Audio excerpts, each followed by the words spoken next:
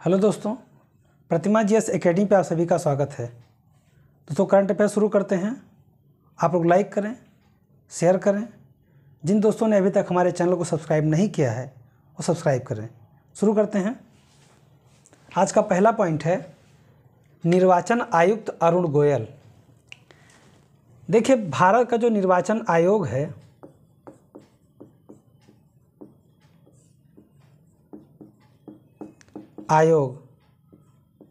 ये 3 सदस्यीय निकाय है। सदस्यीय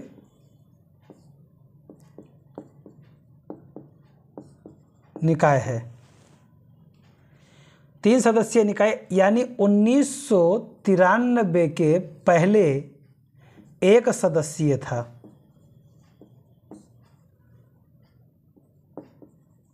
एक सदस्यीय था। 1993 के बाद 3 सदस्यीय हुआ, यानी वर्तमान में 3 सदस्यीय निकाय है। एक मुख्य निर्वाचन आयुक्त,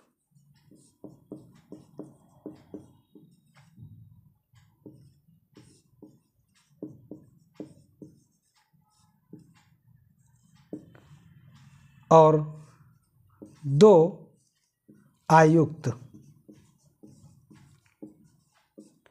निर्वाचन आयुक्त। ये 2 और एक मुख्य मिलाकर के 3 निर्वाचन आयुक्त हैं। तीनों की सेम शक्तियां हैं, लेकिन ये मुख्य हैं और 2 अन्य इनके सहयोग के रूप में कार्य करते हैं। लेकिन इनका वेतन, इनका सारा कुछ व्यवस्था जो है लगभग बराबर है, शक्तियां बराबर हैं। बस थोड़ा मुख्य निर्वाचन आयुक्त होने के कारण थोड़ी बहुत शक्तियां इनके पास अधिक होंगी। अब 3 अगर हैं तो एक तो अरुण गोयल को भी बनाया गया है। एक निर्वाचन आयुक्त अरुण गोयल को भी बनाया गया है। 2 कौन कौन हैं? तो चीफ इलेक्शन कमिश्नर जो हैं वो हैं राजीव कुमार।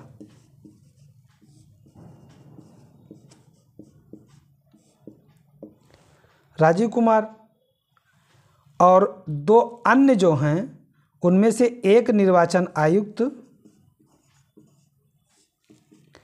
अनूप चंद्र पांडे हैं।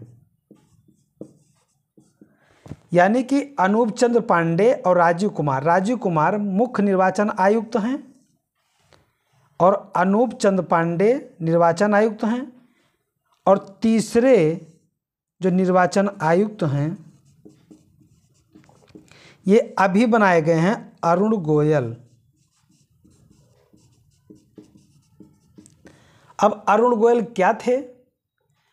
अरुण गोयल 1985 बैच के पंजाब कैडर के आईएएस ऑफिसर थे। पंजाब कैडर के आईएएस अधिकारी थे। अरुण गोयल की नियुक्ति किसने किया? तो ये नियुक्ति करने का जो शक्ति है ये राष्ट्रपति के पास है, महामहिम के पास है। और वर्तमान में हमारी महामहिम कौन है? श्रीमती द्रौपदी मुर्मू जी। द्रौपदी मुर्मू जी ने अरुण गोयल को भारत के निर्वाचन आयुक्त की नियुक्ति अरुण गोयल के किया है। तो राष्ट्रपति द्रौपदी मुर्मू जी ने भारतीय निर्वाचन आयुक्त के रूप में अरुण गोयल की नियुक्ति की है। तो ये आपका आज का पहला पॉइंट। आज का दूसरा पॉइंट है गांधी मंडेला फाउंडेशन द्वारा शांति पुरस्कार दिया गया है। अब देखिए, जैसे शांति पुरस्कार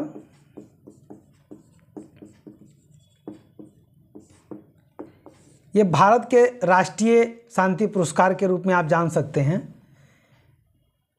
शांति का नोबेल पुरस्कार वैश्विक होता है। वैश्विक शांति पुरस्कार हो गया शांति का नोबेल।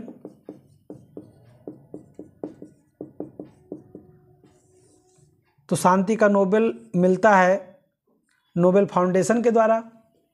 लेकिन ये जो शांति पुरस्कार दिया गया है ये भारत का है। ये भारत का है, राष्ट्रीय शांति पुरस्कार है। इसे दिया गया है तिब्बती धार्मिक गुरु दलाई लामा जी को। दलाई लामा को दिया गया है। यानी दलाई लामा को इसके लिए 2020 में नामित किया गया था, परंतु प्रकोप चल रहा था कोविड-19 महामारी का, और इसके चलते कोविड-19 महामारी के वजह से 2020 में यह पुरस्कार दलाई लामा जी को नहीं दिया जा सका, और फिर उसे अब 2022 में दिया गया है। शांति पुरस्कार कौन देता है? तो गांधी मंडेला फाउंडेशन।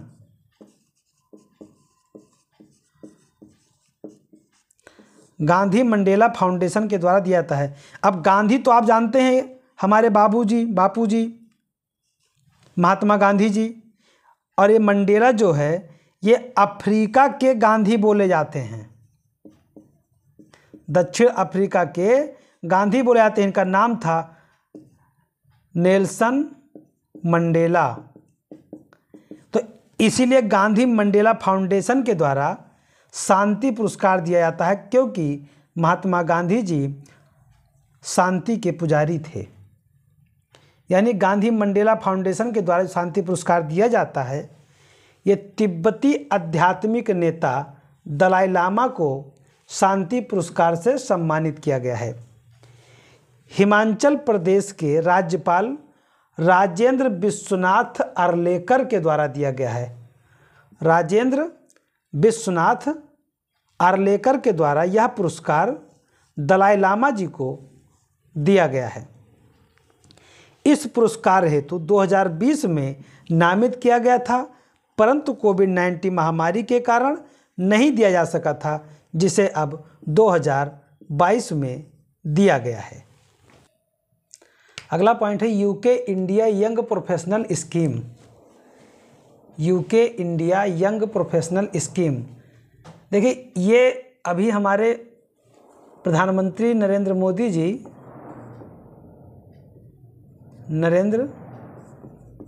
जी गए थे G20 सम्मेलन में। G20 सम्मेलन 2022 ये कहाँ पे हुआ? बाली इंडोनेशिया में हुआ। यहाँ पे ब्रिटेन के प्रधानमंत्री भी आए थे। ब्रिटेन के प्रधानमंत्री कौन हैं? ऋषि सुनक जी।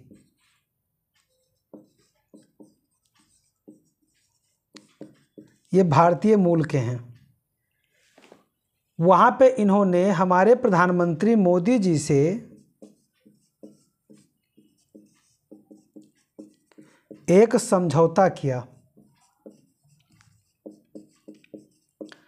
और वह समझौता था UK India young professional scheme. UK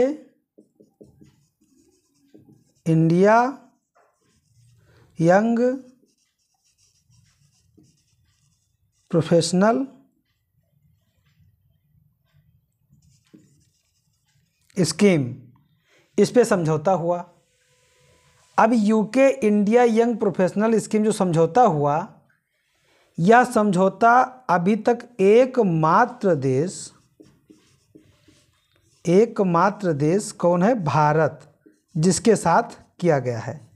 अब आप ऐसा भी कह सकते हैं कि जो कि ये भारतीय मूल के हैं तो झुकाव भारत के तरफ है, या ऐसा भी कह सकते हैं कि इन्होंने इस समझौते के लिए भारत के युवाओं को अपने देश में आकर्षित और आमंत्रित करने के लिए ऐसा किया हो।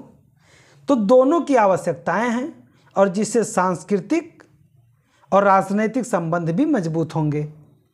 और जो कि ऋषि सुनक हिंदू नेता हैं, ब्रिटेन में हिंदू कोई पद पे पहली बार ब्रिटेन के प्रधानमंत्री बना है, तो हमारी कल्चरल एक्टिविटीज़ जो है वहाँ बढ़े, इसके लिए भी इनका झुकाव हो सकता है। लेकिन इससे सबसे बढ़ करके ये है कि ब्रिटेन में इस समय कामगारों की कमी है। वहाँ काम करने वालों की तादाद कम होती जा रही है और इसलिए भारतीय युवाओं को आकर्षित करने का एक जरिया ये भी हो सकता है, जो कि दोनों देशों के लिए बेहतर है। और ये भारत के साथ पहली बार भारत को इन्होंने चुना है। ये इन्होंने साबित किया कि हाँ, भारतीय मूल के हैं तो अपना घर याद आता रहा। ब्रिटेन के प्रधानमंत्री और भारत के प्रधानमंत्री के मध्य बाली में एक समझौता हुआ। यह समझौता UK India young professional scheme के तहत हुआ। इसके तहत 18 से 30 वर्ष की आयु के बीच 18 से 30 वर्ष के आयु के बीच 3000 भारतीय नागरिकों को प्रति वर्ष ब्रिटेन जाने की अनुमति होगी और ये वहाँ पे 2 वर्ष तक रह सकेंगे। 2 वर्ष तक रहेंगे, अपना काम करेंगे, काम करने की आज़ादी होगी, रहने की आज़ादी होगी। हर साल 2 वर्ष तक रहने और काम करने के लिए आने की अनुमति दी जाएगी। यह स्कीम 2023 से लागू होगी। यह स्कीम 2023 से लागू होगी। ऋषि सुनक ने और भारतीय प्रधानमंत्री नरेंद्र मोदी जी ने ये बेहतर निर्णय लिया है, जिससे हमारे युवाओं के, देखिए हमारे हिंदुस्तान के युवा बहुत योग्य हैं, लेकिन हमारे यहाँ इतनी भीड़ है कि रोज़गार ही नहीं है। इससे बेहतर विकल्प होगा कि अगर विदेश जा रहे हैं तो हमारे लिए, देश के लिए, सबके लिए फ़ायदेमंद है। पहली बात क्या होगा? पहली बात तो विदेशी मुद्रा अच्छे से आएगी। दूसरा, हमारी सांस्कृतिक गतिविधियां वहाँ होंगी तो हमारा जो है कूटनीतिक रूप में सॉफ्ट पावर हमारा मजबूत होगा। और दूसरा, तीसरा सबसे बड़ी बात, उसमें से कुछ लोग वहाँ अगर रह गए और आगे का आधार बना लिए तो एक डायस्पोरा के रूप में वैदेशिक मंच पे हमारे लिए काम करने में सक्षम होंगे। तो हर मामले में हमारे लिए बेहतर है। अगला पॉइंट है भारतीय मुख्य निर्वाचन आयुक्त का नेपाल निमंत्रण। देखिए, नेपाल में चुनाव होना था।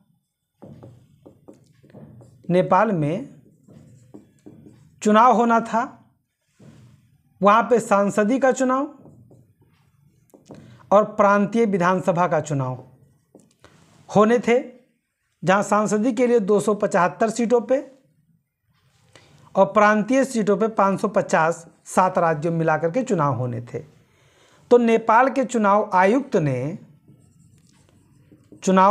ने नेपाल के भारत के मुख्य चुनाव आयुक्त को निमंत्रण दिया कि आप अंतर्राष्ट्रीय पर्यवेक्षक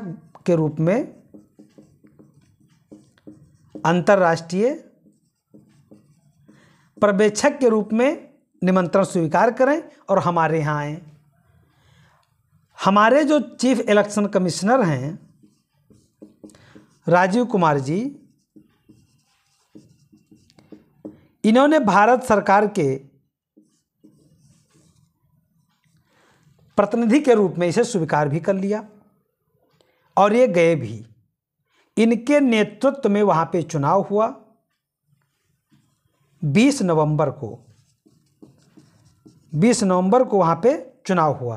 तो ये बहुत ही सम्मान की बात है हमारे निर्वाचन आयुक्त के लिए।